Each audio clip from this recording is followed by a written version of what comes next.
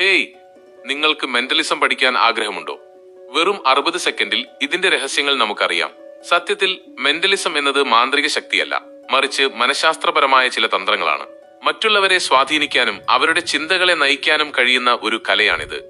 നിങ്ങൾക്കിത് തീർച്ചയായും പഠിച്ചെടുക്കാം. ഇതിനായി നിങ്ങൾക്ക് 3 പ്രധാന കഴിവുകൾ വേണം. 1. Cold reading.